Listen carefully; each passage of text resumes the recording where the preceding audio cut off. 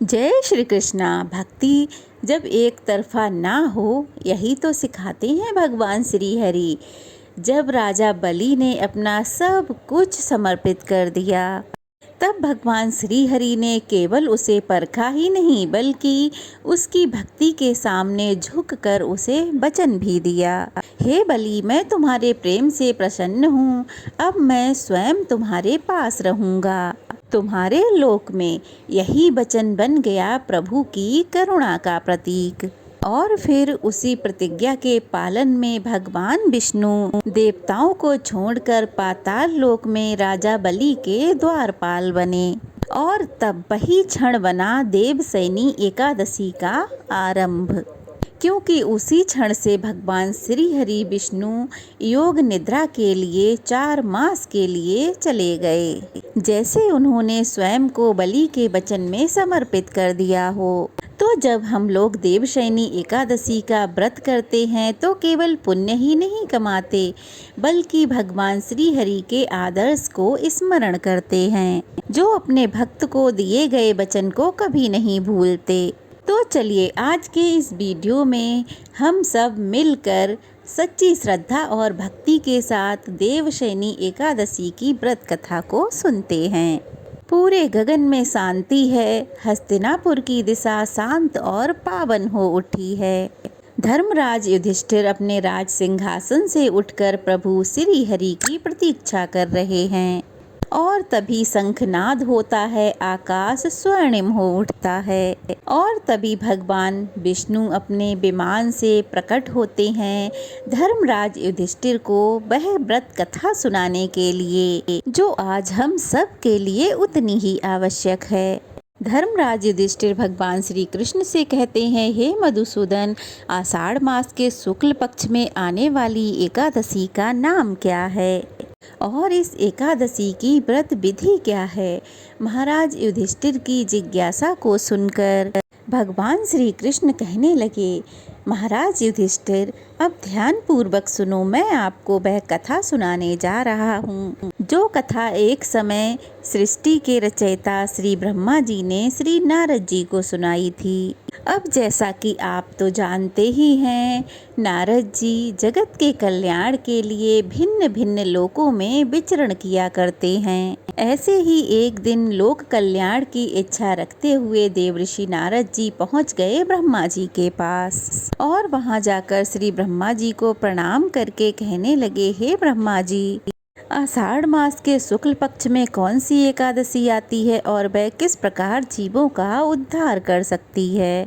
देवऋषि नारद के यह वचन सुनकर ब्रह्मा जी ने कहा, हे प्रिय पुत्र, भगवान श्री हरि की प्रिय एकादशी व्रत से बढ़कर और भला क्या हो सकता है। जो भी व्यक्ति एकादशी का अनादर करता है वह घोर नरक में जाता है। आषाढ़ मास के शुक्ल पक्ष में पड़ने वाली एकादशी को हरिशयनी एकादशी या पद्मनाभा एकादशी के नाम से जाना जाता है।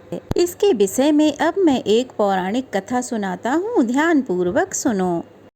पौराणिक कथा के अनुसार सतयुग में मानधाता नाम के एक चक्रवर्ती राजा हुआ करते थे।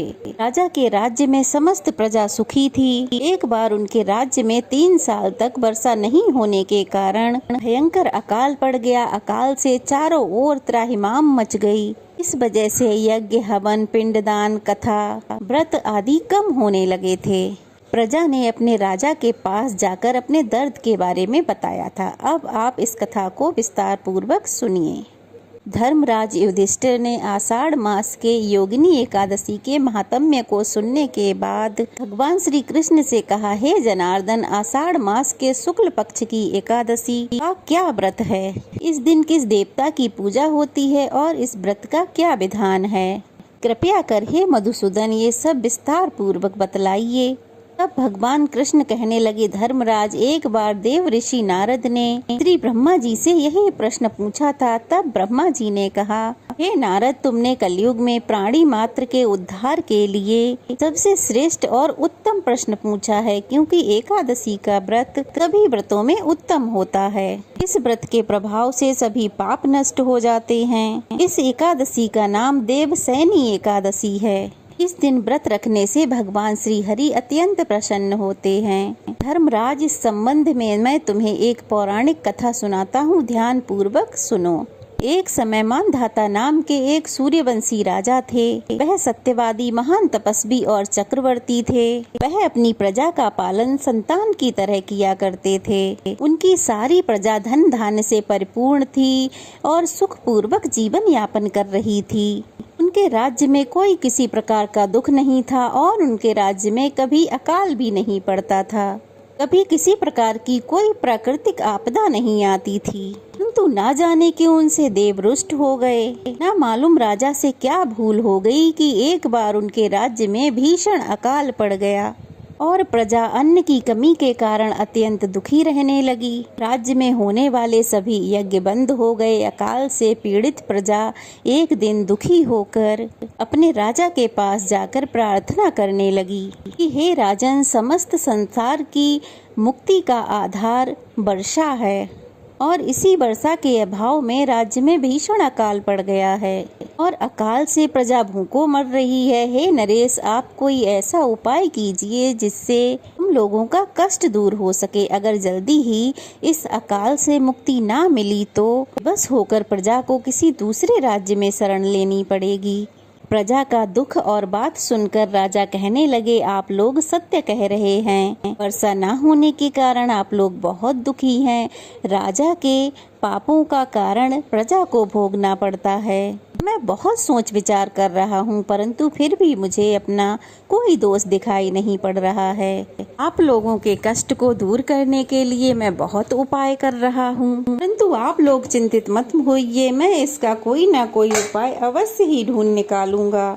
राजा के वचनों को सुनकर प्रजा तो चली गई। राजा मानधाता भगवान की पूजा कर कुछ मुख्य व्यक्तियों को साथ लेकर वन को चल दिए। वहाँ वह ऋषि मुनियों के आश्रम में घूमते घूमते अंत में ब्रह्मा जी के मानस पुत्र अंगिरा ऋषि के आश्रम में पहुँच गए। रथ से उतरकर राजा आश्रम में गए। वहाँ अभी ऋषि अब नित्य कर्मों से निवृत्त हुए ही थे कि राजा ने उनके सम्मुख पहुंचकर उन्हें प्रणाम किया। ऋषि ने राजा को आशीर्वाद दिया और फिर पूछा कि हे राजन, आप यहाँ किस प्रयोजन से पधारे हैं, उसे कहिए। तब राजा कहने लगे, हे मुनिवर, मेरे राज्य में 3 वर्ष से वर्षा नहीं हो रही है, इससे भीषण अकाल पड़ गया है। मेरी प्रजा भयंकर कष्ट भोग रही है। राजा के पापों के प्रभाव से ही प्रजा को कष्ट मिलता है, ऐसा शास्त्रों में लिखा है। मैं तो धर्मानुसार राज्य करता हूँ, फिर ये अकाल कैसे पड़ गया, इसका मुझे अभी तक पता नहीं लग सका है। तो इसीलिए इस संदेह की निवृत्ति के लिए मैं आपके पास आया हूँ। मुनिवर, कृपया आप मेरी समस्या का निवारण कर मेरी प्रजा के कष्टों को दूर कीजिए। राजा से सारा वृतांत सुनने के बाद ऋषि कहने लगे कि हे राजन, इस सतयुग में धर्म के चारों चरण सम्मिलित हैं। ये युग सभी युगों में उत्तम है। इस युग में केवल ब्राह्मणों को ही तप करने तथा वेद पढ़ने का अधिकार है, किंतु आपके राज्य में एक शूद्र तपस्या कर रहा है। इसी दोष के कारण आपके राज्य में वर्षा नहीं हो रही है। यदि आप प्रजा का कल्याण चाहते हैं तो शीघ्र ही उस शूद्र का वध कर दीजिए। जब तक आप यह कार्य कर नहीं लेते तब तक आपका राज्य इस अकाल की पीड़ा से मुक्त नहीं होगा। ऋषि की बात सुनकर राजा कहने लगे, हे मुनिश्रेष्ठ, मैं उस निरपराध शूद्र की जो तप कर रहा है उसका वध नहीं कर सकता। किसी निर्दोष की हत्या करना मेरे नियमों के सर्वथा विरुद्ध है और मेरी आत्मा इसे किसी भी स्थिति में स्वीकार नहीं करेगी। मुनिवर, आप इस दोष से मुक्ति का कोई दूसरा उपाय हो तो बताइए। राजा को विचलित देखकर ऋषि कहने लगे कि हे राजन, यदि आप ऐसा ही चाहते हो तो आषाढ़ मास के शुक्ल पक्ष की देवशयनी एकादशी का विधान पूर्वक व्रत रखो।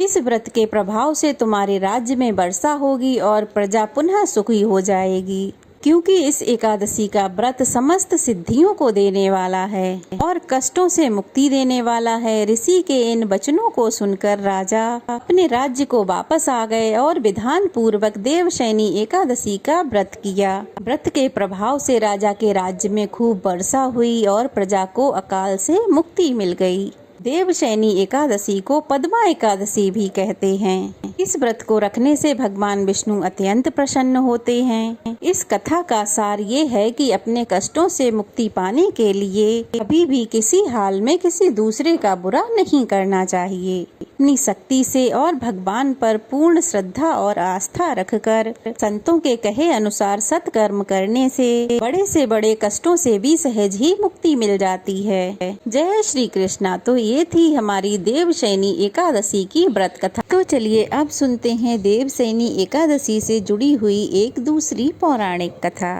पौराणिक कथा के अनुसार एक बार राजा बलि ने तीनों लोकों पर अपना अधिकार कर लिया था, जिससे सभी देवी देवता बहुत परेशान हो गए। भयभीत होकर देवराज इंद्र श्री हरि के पास सहायता मांगने के लिए पहुँचे।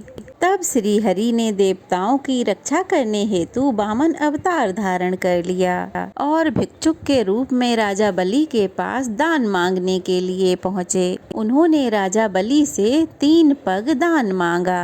पहले पग में उन्होंने समस्त दिशाओं सहित संपूर्ण पृथ्वी और आकाश को नाप लेते हैं। दूसरे पग में उन्होंने स्वर्ग को नाप लिया। अब तीसरा पग रखने के लिए कुछ भी शेष नहीं बचा। तब बलि ने अपना सर आगे करते हुए कहा, हे प्रभु, अपना तीसरा पग मेरे सिर पर रख लीजिए। राजा बलि के इस दान से भगवान विष्णु बहुत प्रसन्न हुए और राजा बलि के इस दान और समर्पण को देखकर भगवान विष्णु ने राजा बलि को पाताल लोक का अधिपति बना दिया और उनसे वर मांगने के लिए कहा। तब राजा बलि ने भगवान विष्णु से पाताल में ही बसने की इच्छा जताई। भगवान विष्णु ने राजा बलि की इच्छा पूरी की और वे पाताल लोक में बसने चले गए। भगवान विष्णु के पाताल लोक जाने से सभी देवी देवता और माता लक्ष्मी अत्यंत दुखी हो गए। अपने पति को वापस लाने के लिए माता लक्ष्मी एक गरीब स्त्री का रूप धारण करके राजा बलि के राज्य में पहुंची।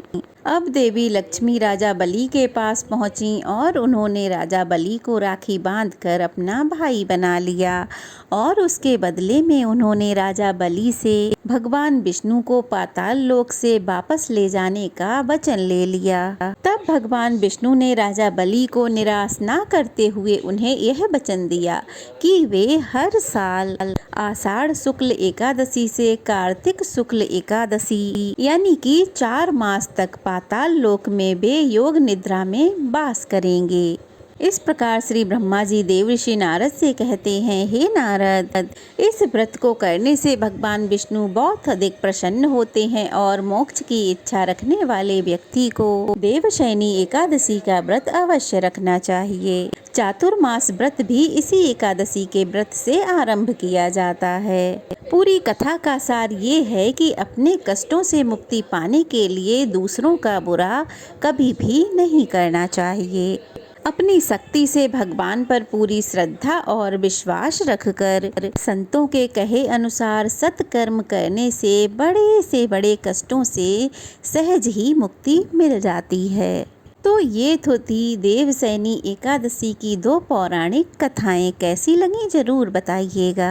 भगवान श्री कृष्ण ने इस एकादशी के पुण्य को जिस भाव से वर्णित किया वो केवल धर्म का उपदेश नहीं था, बल्कि भक्त और भगवान के बीच एक मधुर और अटूट संबंध था।